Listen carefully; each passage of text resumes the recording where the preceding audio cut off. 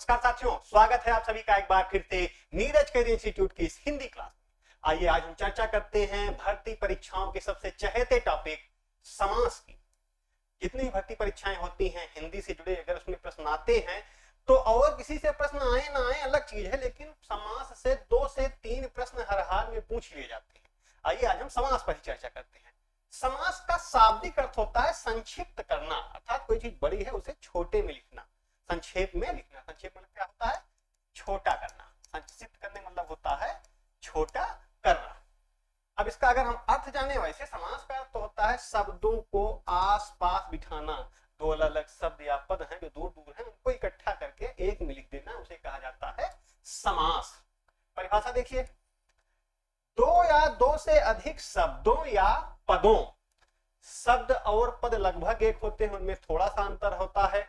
जिन्हें शब्द और पद में अंतर नहीं पता है, इससे जुड़ा मेरा एक वीडियो शब्द पद और दोनों में अंतर YouTube पर पड़ा हुआ है, आप मेरा वो वीडियो देख सकते हैं और शब्द और पद में अंतर स्पष्ट जान सकते हैं। तो दो या दो से अधिक शब्दों या पदों को मिलाकर एक नया, छोटा और सार्थक शब्द बनाने की प्रक्रिया को समास कहते हैं। दो या दो से अधिक शब्द या पद होंगे, उनको जब मिलाया जाएगा और उनसे जो एक नया, छोटा और सार्थक शब्द बन रहा है, इस प्रक्रिया को हम समास कहते हैं। जैसे देखिए, राजा का पुत्र, अब समास से बना तो क्या बन गया? राजपुत्र। राजा का राज ले लिया गया और पुत्र पूरा पूरा ले लिया गया, का विलोपन हो गया। राजा का पुत्र एक शब्द में लिखा गया राजपुत्र।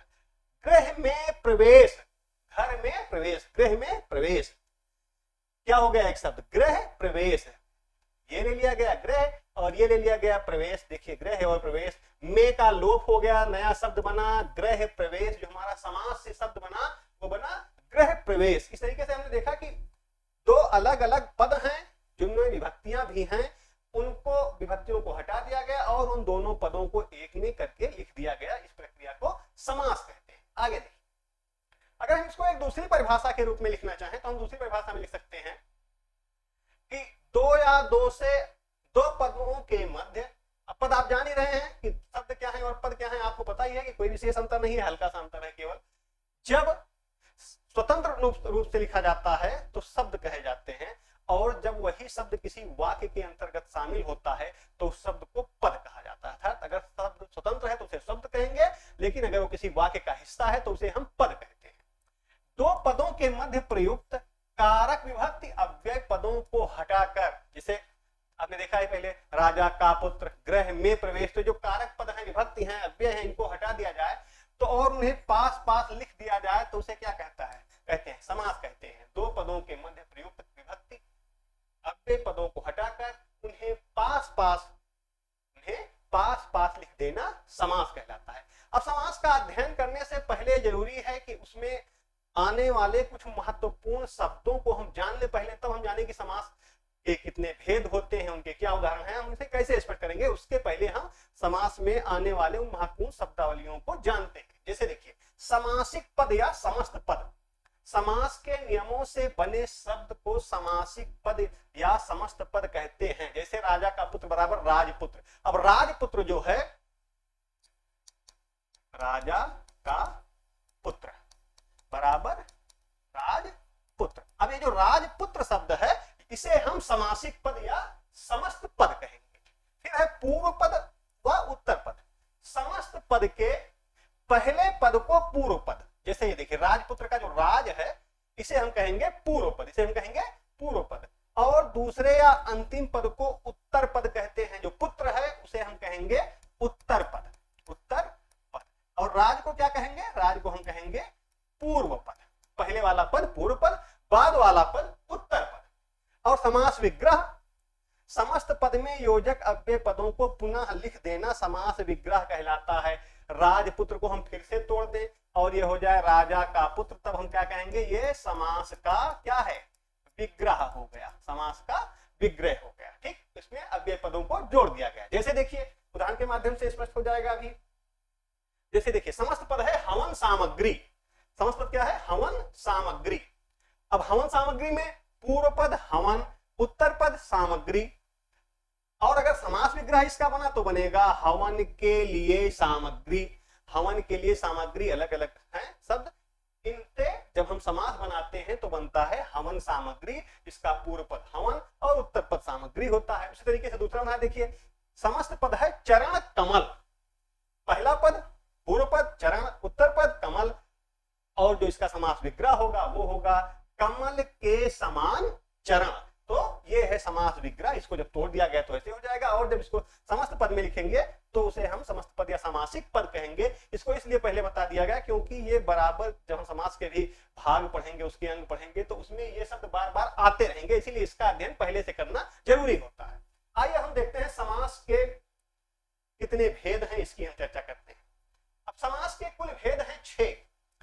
समास के कुल 6 भेद हैं, जिनमें अव्ययी भाव समास, तत्पुरुष समास, कर्मधारय समास, बहुव्रीहि समास, द्विगु समास और द्वंद्व समास, ये 6 भेद हैं।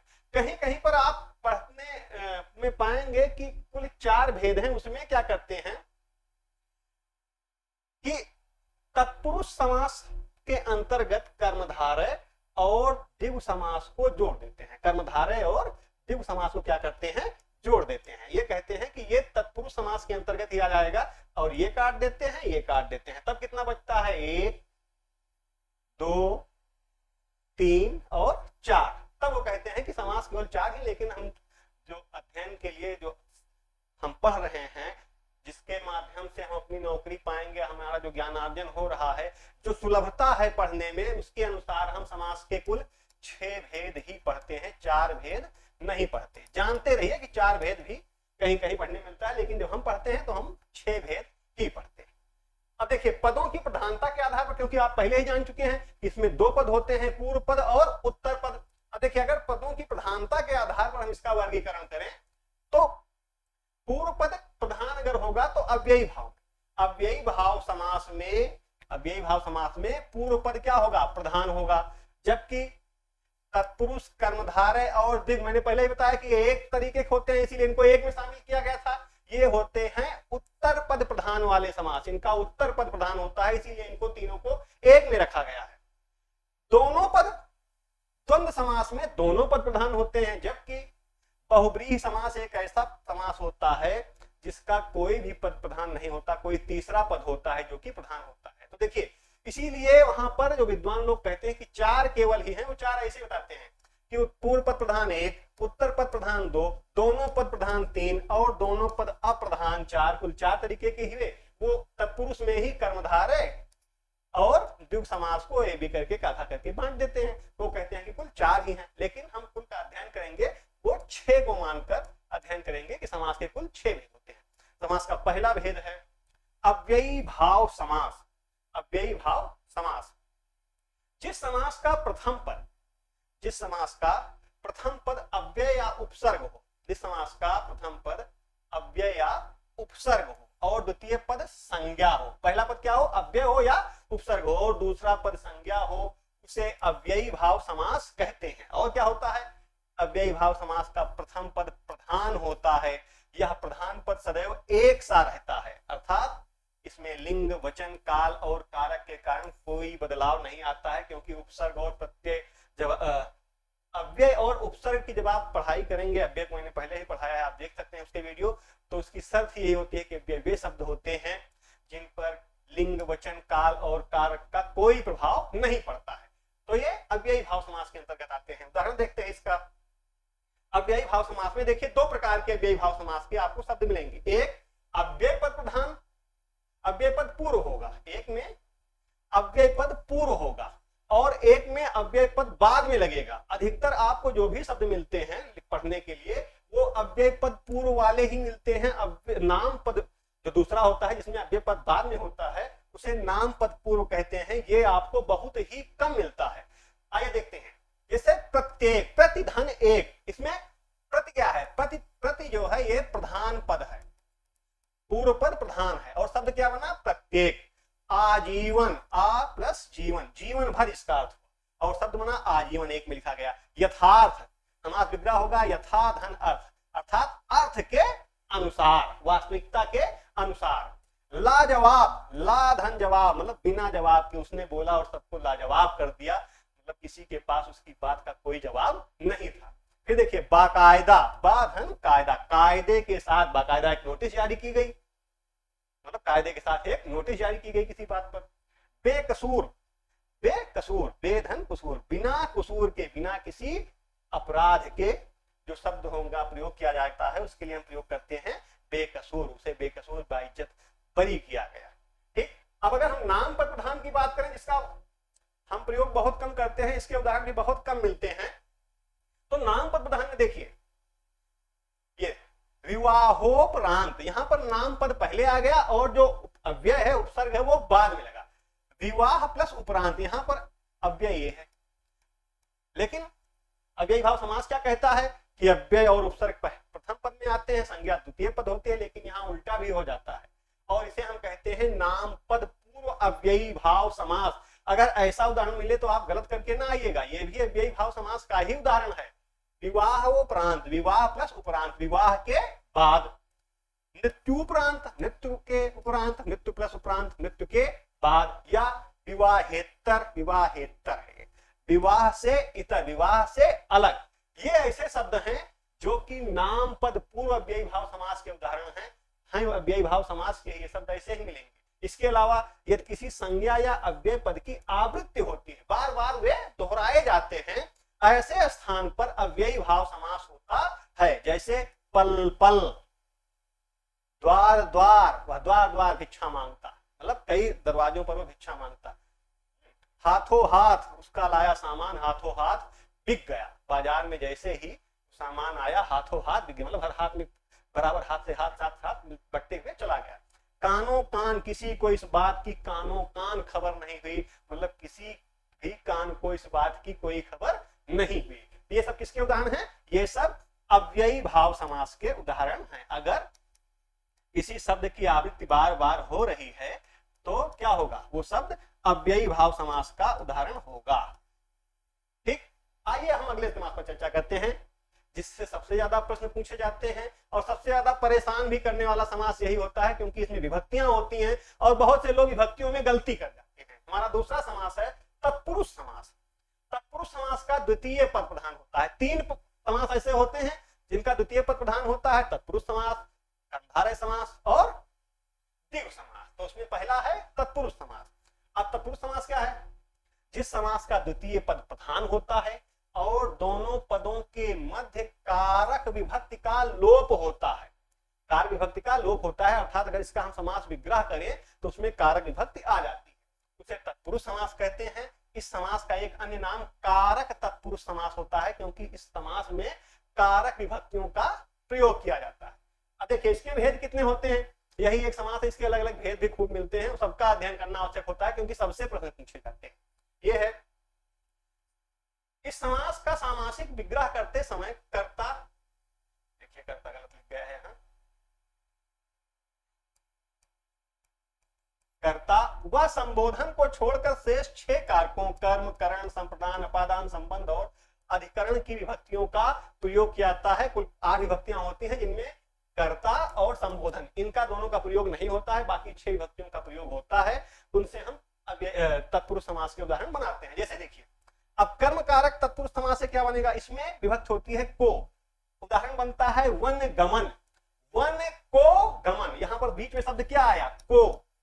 अगर ऐसे उदाहरण आपको मिल जाए आप उसका समास विग्रह कीजिए, बिना समास विग्रह किए आप नहीं जान पाएंगे कि वह किस समास का उदाहरण है। तो आप सबसे पहले जैसे ही समास देखिए उसका आप विग्रह करिए। ऐसे वन को गमन तो हुआ वनगमन, अर्थात क्या हुआ, ये कर्मकारक तत्पुरुष समास का उदाहरण है। दूसरा देखिए जेब कतरा, जेब को कतरने वाला, जेब को कतरने वाला, जेब को काटने वाला, ये हो गया को कारक आ गया। ये क्या है, कर्मकारक तत्पुरुष समास का उदाहरण है। दूसरा देखिए जब हम करण तत्पुरुष समास की बात करते हैं यहां पर से या द्वारा होता है, क्या होता है, यहां से या द्वारा इसकी विभक्ति होती है। अब से या द्वारा जब विभक्ति बनती है, से या द्वारा, रेल यात्रा, रेल से यात्रा, रेल से यात्रा, यहां जो विभक्ति है वो देखिए से आ रहा है। द्वारा से देखिए तुलसी कृत, तुलसी द्वारा कृत, तुलसी द्वारा लिखा गया, तुलसी द्वारा रचा गया, यहाँ जो द्वारा है क्या है, ये करण तत्पुरुष समास की विभक्ति है। ठीक, संप्रदान तत्पुरुष समास की बात करते हैं, यहां पर विभक्ति होती है के लिए। जैसे विद्यालय, विद्या के लिए आलय, विद्या के लिए भवन, उसे हम क्या कहेंगे? विद्यालय। विद्या के लिए घर, वो हो गया विद्यालय। दूसरा देखिए हथकड़ी, हाथ के लिए कड़ी, हाथ के लिए कड़ी, ये क्या देखिए के लिए आ गया ना बीच में, ये संप्रदान तत्पुरुष समास का उदाहरण होगा। के लिए अगर आया तो संप्रदान तत्पुरुष का उदाहरण। अगला देखिए अपादान, अपादान में अलगाव होता है। से तो होता है, से इसमें भी था करण तत्पुरुष में, लेकिन वहां अलग उसकी भूमिका थी, वहां वो माध्यम दर्शाया गया था, जबकि यहां से अलगाव दर्शाता है। जैसे पथ भ्रष्ट, पथ से भ्रष्ट, रास्ते से जो भटक गए वो क्या है? वो है पथ भ्रष्ट। ये से क्या है? ये पथ से अलगाव दिखा रहा है, पथ से क्या कर रहा है? दूरी दिखा रहा है। दूसरा देखिए स्वान भीत, जब आप डर जाएंगे तब भी यहां पर भी डरने पर भी जो उदाहरण होगा वो अपादान तत्पुरुष समास का होगा।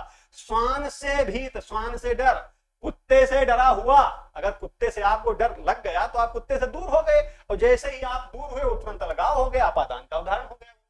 गुरुवाधीत, गुरु से अधीत, गुरु से अध्ययन किया हुआ, ध्यान दीजिएगा, गुरु से अध्ययन किया हुआ मतलब अब अध्ययन नहीं कर रहा है, पहले तो वो गुरु के समीप था, वो गुरु के पास रहकर अध्ययन कर रहा था, लेकिन अब वो गुरु से दूर हो चुका है, गुरु से उसका अलगाव हो चुका है, तो ये हो गया गुरुवाधीत अपादान तत्पुरुष समास का उदाहरण। संबंध तत्पुरुष समास, संबंध तत्पुरुष समास में का, की, के जैसे सब बीच में समास विग्रह करने पर आते हैं। जैसे देखिए राजमाता, राजा की माता, शांति दूत, शांति का दूत, जैसे भगवान श्री कृष्ण कुरुक्षेत्र के मैदान में युद्ध शुरू होने के पहले शांति प्रस्ताव लेकर गए थे, शांति दूत बनकर गए थे, तो क्या शांति का दूत बनकर वो गए। फिर देखिए अधिकरण तत्पुरुष समास, अधिकरण तत्पुरुष समास में देखिए इसमें जो विभक्तियां हैं वो हैं में या पर। जैसे जलमग्न, जल में मग्न, जल में डूबा हुआ, मग्न का मतलब क्या होता है? डूबा हुआ, जल में मग्न मतलब जल में डूबा हुआ, में आ गया, में क्या है? अधिकरण तत्पुरुष समास का उदाहरण हो गया। विभक्ति है कवि पुंगव, कवियों में श्रेष्ठ, पुंगव का अर्थ होता है श्रेष्ठ, कवि पुंगव, कवियों में श्रेष्ठ, क्या हो गया? अधिकरण तत्पुरुष। दीन दयाल, दीनों पर दयाल, दीनों पर दयाल, जो अधिकार दिखा रहा है वो जो विभक्ति दिखा रही वो है पर। फिर देखिए आप बीती, आप पर बीती, यहां पर आप बीती का मतलब आप पर नहीं, यहां पर आपका बीत, आपका मतलब क्या है? स्वयं से है, सेल्फ, बाय माई सेल्फ, अपने आप से, वो जो अपने आप से है वो यहां पर बता रहा है आप पर बीती, आप बीती मतलब जो खुद पर बीती है वो क्या है? आप बीती है। इस प्रकार से हमने देखा कि तत्पुरुष समास में कारक विभक्ति के दो कारकों, दो विभक्तियों कर्ता और संबोधन को छोड़कर शेष अन्य 6 विभक्तियों के अनुसार कैसे उदाहरण हम समझते हैं, कैसे हम उनको पढ़ते हैं, अध्ययन करते हैं। तत्पुरुष समास के इतने ही भाग नहीं है, तत्पुरुष समास को और भी बांटा गया है। समास के उपभेद, अब तत्पुरुष समास के उपभेद में क्या आता है? तत्पुरुष समास के उपभेद में है अलुक तत्पुरुष। आपने कहीं कहीं पढ़ा होगा कि अलुक तत्पुरुष का उदाहरण है। अलुक तत्पुरुष क्या होता है? जहां पर कारक विभक्ति वाले पद बाद में आते हैं वहां पर अलुक तत्पुरुष होता है। जैसे कारक विभक्ति वाले आपने पद देख लिए कि वो बीच में आ रहे थे, लेकिन अलुक तत्पुरुष तब होगा जब कारक विभक्ति वाले पद बाद में आए। देखिए प्रश्नों के विकल्पों में तत्पुरुष के 6 विकल्प नहीं होने पर अलुक तत्पुरुष होता है, ये भी ध्यान दीजिएगा। अगर उसका उदाहरण नहीं, अगर बीच में ही आ रहा है तो वो उनके अनुसार होगा, अपादान तत्पुरुष होगा, संप्रदान तत्पुरुष होगा, अधिकरण तत्पुरुष होगा। लेकिन अगर वे 6 नहीं मिल रहे हैं तब अलुक तत्पुरुष होगा। क्यों? कैसे? देखिए ठेकेदार, ठेके का दार, ठेके का मालिक, यहाँ देखिए ठेके का दार ये आ रहा है, यहाँ ये अलग से आ रहा है, इसीलिए यहाँ क्या हो गया? ये अलुक तत्पुरुष का उदाहरण। फिर देखिए युधिष्ठिर, युद्ध में स्थिर, युद्ध में स्थिर, तो ये क्या हो गया? ये अलुक तत्पुरुष होना, क्योंकि यहाँ स्थिर से कोई विशेष अर्थ वो अलग से नहीं दे रहा है, पूरा युद्ध को ही वो स्पष्ट कर रहा है। जैसे ठेके का वही कोई क्या कर रहा है? ठेके को स्पष्ट कर रहा है कि वो ठेके का मालिक है। अगला देखिए चूहे दानी, चूहे की दानी, यहाँ पर कोई अधिकरण नहीं है, चूहे का उस चूहेदानी पर कोई अधिकार नहीं है, प्रयोग उसके लिए किया जाएगा, इसीलिए यहाँ पर अधिकरण तत्पुरुष के स्थान पर अलुक तत्पुरुष होगा। फिर देखिए जैसे मृत्युंजय, मृत्यु को जीतने वाला, उसे क्या कहेंगे? मृत्युंजय। ऊंट पटांग, ऊंट पर टांग, ऊंट पर टांग, ये किसका उदाहरण है? ये है अलुक तत्पुरुष का उदाहरण। अब ऊंट पर टांग कैसे रखी जाएगी, कैसे रखा जाता है जान ही रहे हैं। फिर देखिए वाचस्पति, वाणी का पति, जो बोलने चाले में बहुत अच्छा होता है, इस पर वाणी इसके नियंत्रण में होती है, इसके ऊपर माँ सरस्वती की कृपा होती है, लोग कहते हैं कि हाँ बहुत अच्छी वाणी है, मधुर है, उसे क्या कहते हैं, वाचस्पति, वाणी का पति। यहाँ वाणी के पद से कोई मतलब नहीं है, ये अलुक तत्पुरुष का उदाहरण, ये नहीं कि का आ गया तो यहाँ संबंध हो गया, या अलग से अगर हम लिख दे रहे हैं वाचस्पति तो बहुब्रीहि समास का उदाहरण हो गया, ऐसा कुछ नहीं, ये अलुक तत्पुरुष का उदाहरण है। अगला देखिए नए तत्पुरुष, ये होता है वास्तव में जो शब्द होता है ये नए होता है, यहाँ वाला होता है नए तत्पुरुष। इस समास का प्रथम पद निषेधवाचक होता है, इसका जो प्रथम पद होता है वो निषेधवाचक होता है। जैसे ही आप निषेधवाचक शब्द देखिए समास का, आप जान जाइए कि ये नए तत्पुरुष का उदाहरण है, इसमें आ अन उपसर्ग जोड़कर समस्त पद बनाया जाता है। जैसे देखिए उदाहरण से स्पष्ट हो जाएगा, नहीं का अर्थ स्पष्ट करता है, जैसे असत्य मतलब जो सत्य ना हो, ना सत्य, अकारण बिना कारण के, ना कारण, अनपढ़ बिना पढ़ा हुआ, ना पढ़ा हुआ, अनदेखा जो ना देखा गया हो, अनसुना, ये सब अगर अ या अन के उपसर्ग के साथ अगर कोई शब्द जोड़कर समास बनाया जा रहा है तो ये सब नए तत्पुरुष के उदाहरण हुए। अगला देखिए उपपद तत्पुरुष समास। अब उपपद में क्या है, इस समास का उत्तर पद भाषा में स्वतंत्र रूप में प्रयुक्त होता है, उस पर लिंग वचन काल कारक का कोई प्रभाव नहीं पड़ने वाला है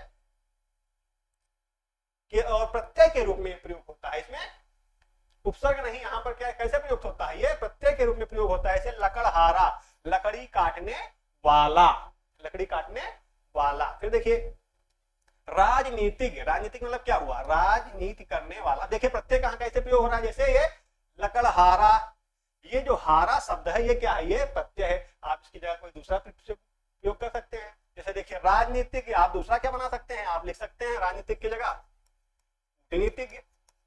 तो इसमें जो नीतिज्ञ है ये क्या है, ये प्रत्यय है।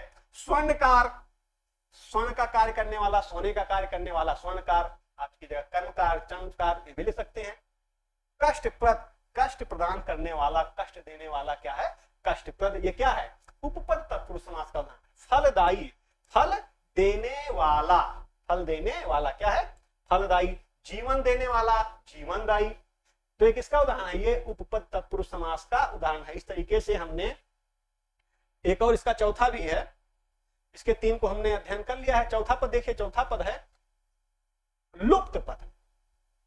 तीन हमने पढ़े, चौथा ये है अलुप्त, नए और उप हमने पढ़े, चौथा है इसका लुप्त पद।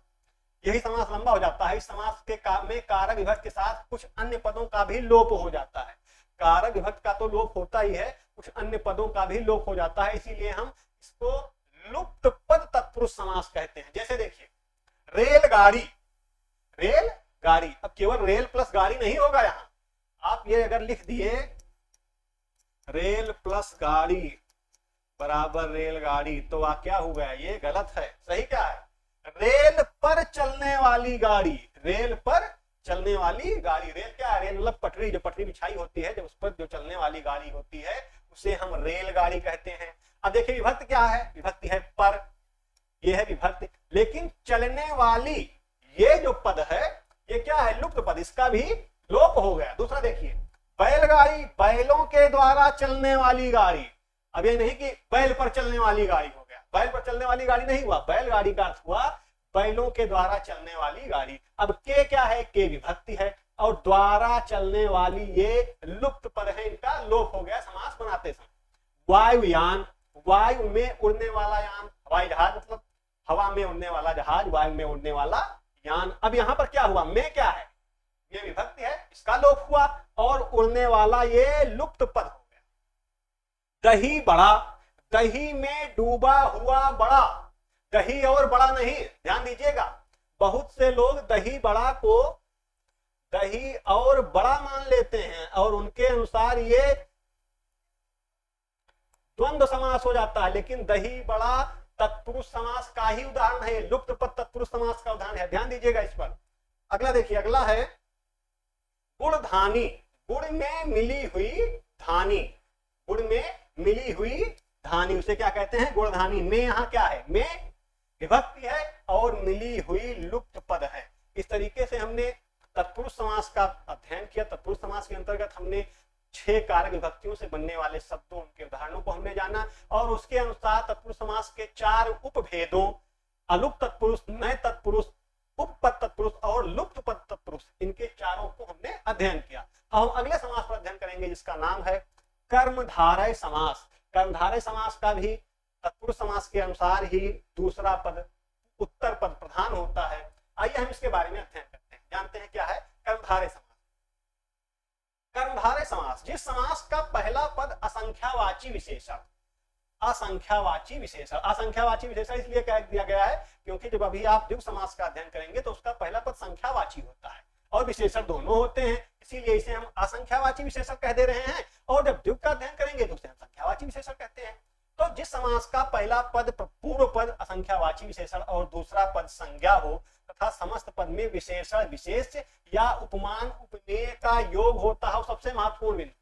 कर्मधारय समास एक ऐसा समास होता है जिसके समस्त पद में विशेषण विशेष या उपमान और उपमेय का भेद योग होता है, उसे हम कर्मधारय समास कहते हैं।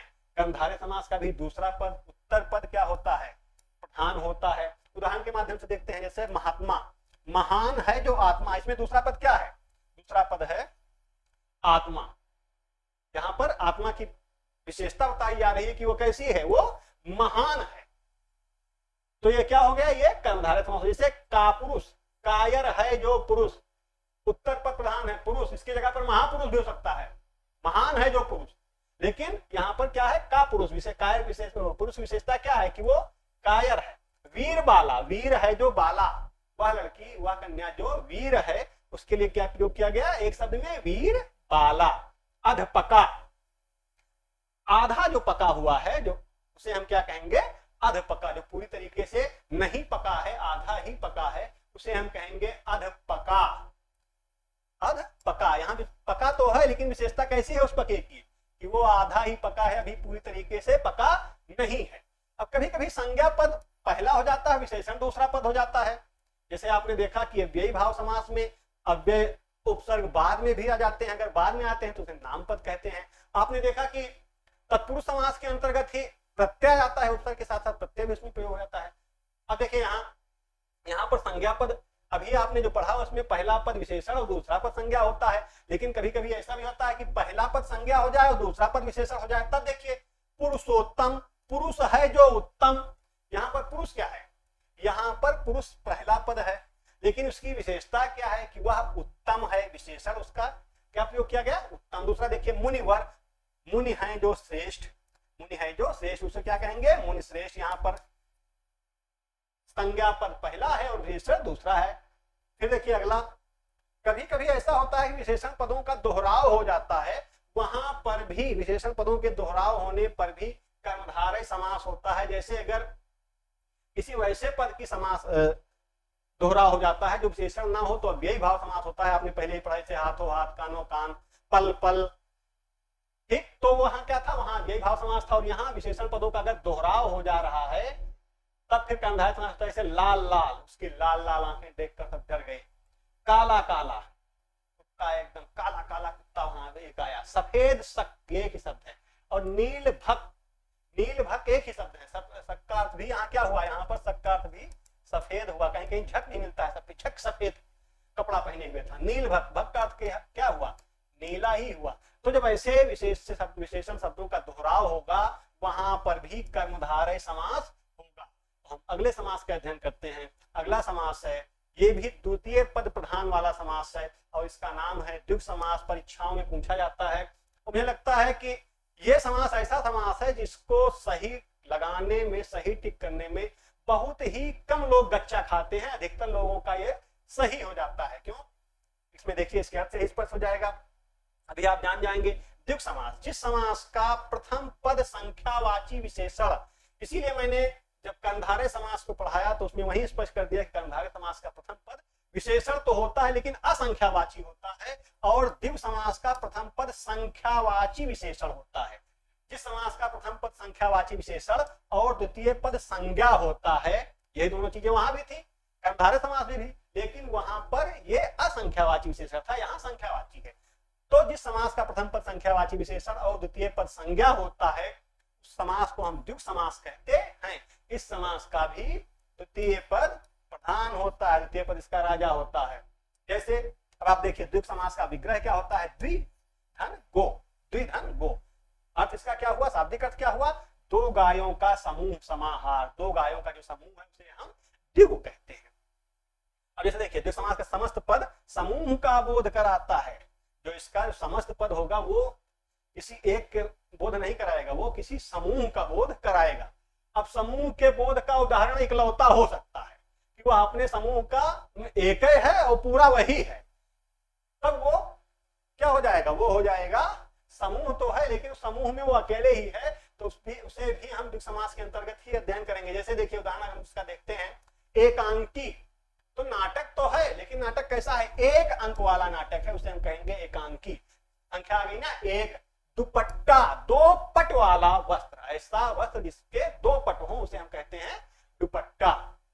त्रिभुज, तीन यह संख्या है, तीन भुजाओं वाली आकृति को त्रिभुज कहते हैं। चौराहा, चार रास्तों वाला स्थान, ऐसा स्थान जहां पर चारों ओर को रास्ते गए हो, चौराहा। यहाँ पर देखिए जो पहला पद है उसको सब क्या है, गिनती वाला है, संख्यावाची है।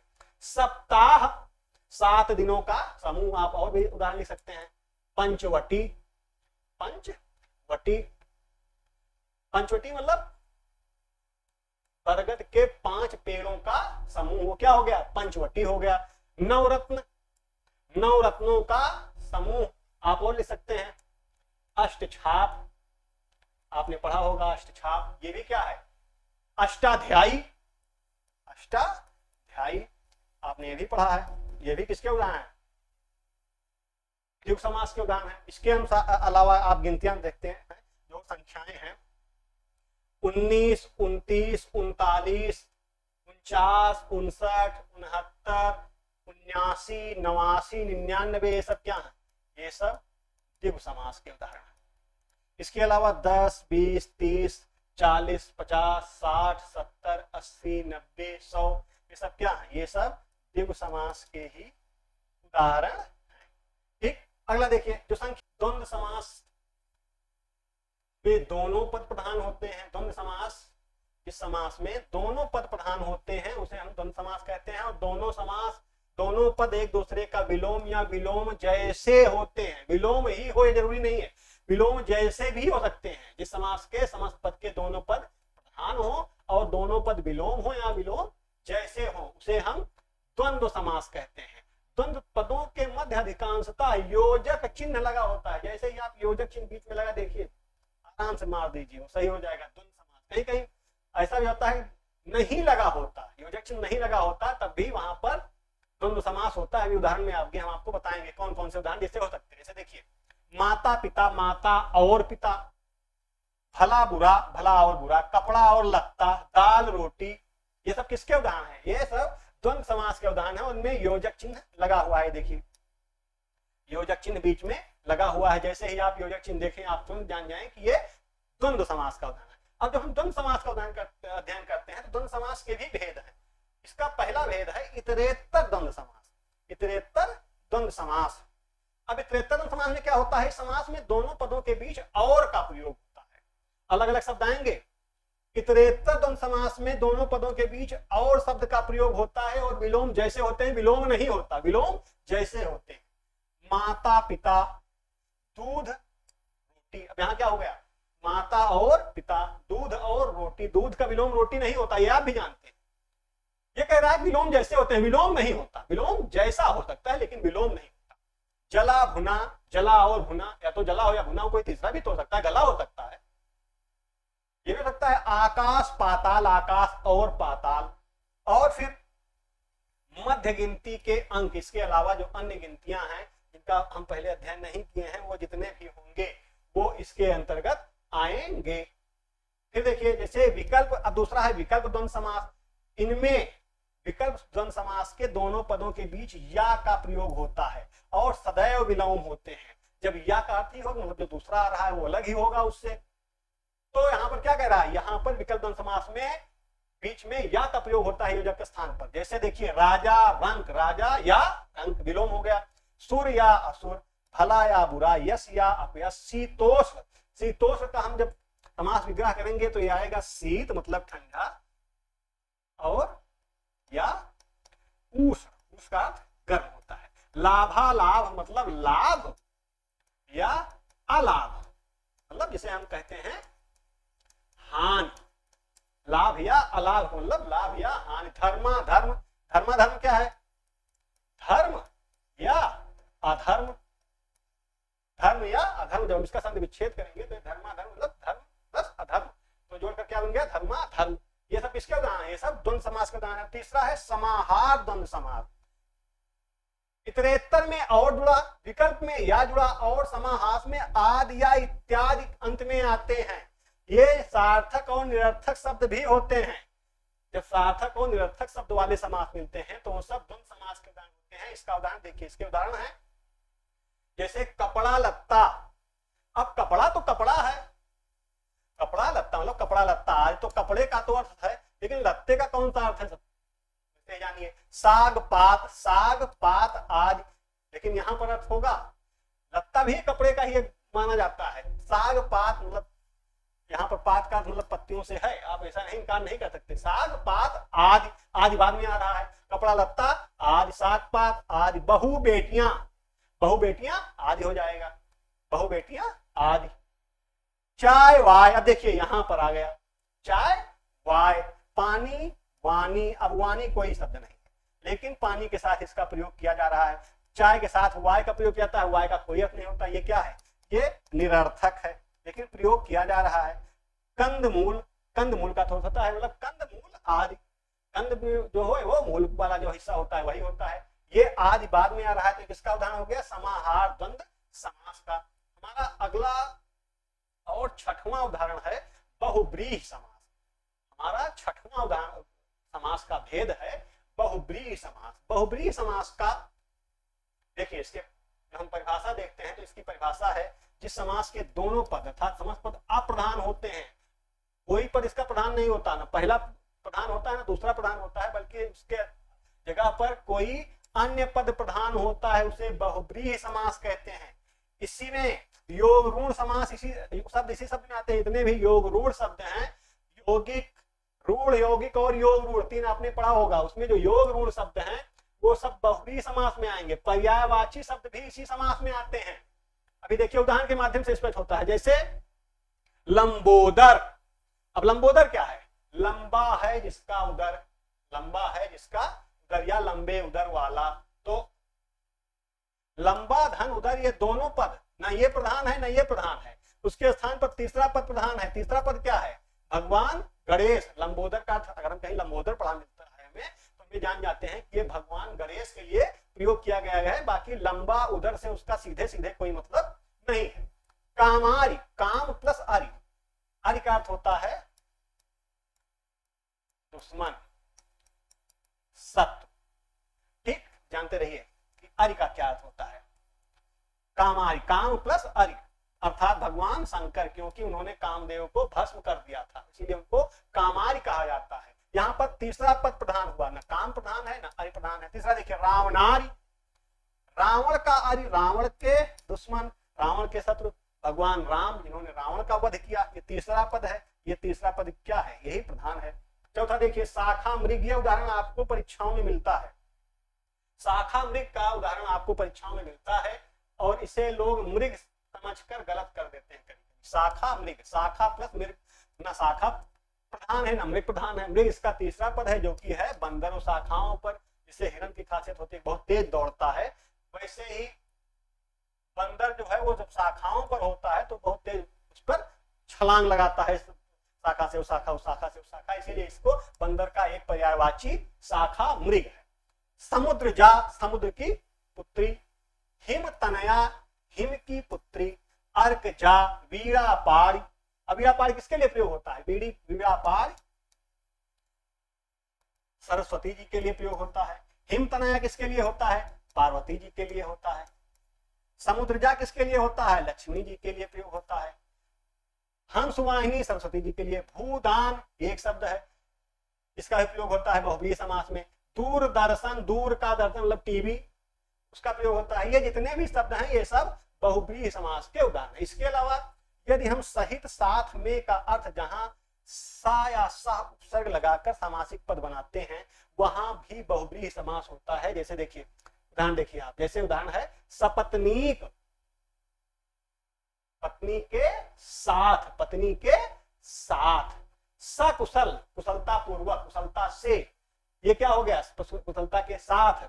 सानुज, साधन अनुज, अनुज का अर्थ छोटा भाई, मतलब अपने छोटे भाई के साथ। सपरिवार, परिवार के साथ। ऐसे उदाहरण जो हमें मिल जाते हैं जिसमें पहले स लगा हुआ है, जिसका या सह लगा हुआ है और उसका अर्थ हम सहित या साथ में प्रयोग करते हैं, ऐसे उदाहरण भी बहुब्रीहि समास के उदाहरण होते हैं।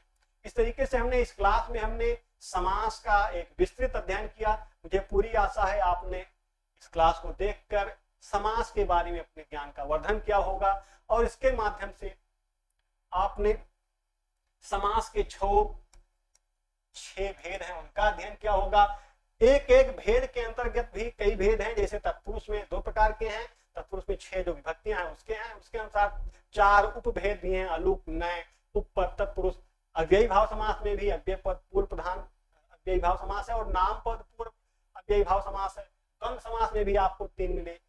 इस तरीके से आपने इन सभी को भेदों सहित, जितने भी जिनके भेद हैं उनके सहित आपने इन 6 भेदों का अध्ययन किया और अपने ज्ञान का वर्धन किया। मुझे आशा है आप हमारे चैनल को, हमारे वीडियो को सपोर्ट करते रहेंगे। हमारे चैनल को आप अधिक से अधिक लाइक, सब्सक्राइब और शेयर करेंगे, अपने दोस्तों से इसको शेयर करेंगे, उन्हें जुड़ने की एक प्रेरणा देंगे कि आप इसको वीडियो भी देख सकते हैं। इन्हीं बातों के साथ, इन्हीं शब्दों के साथ मैं अपनी आज की क्लास को यही विराम देता हूँ। मिलते हैं अगली क्लास में एक नए वीडियो के साथ, तब तक आप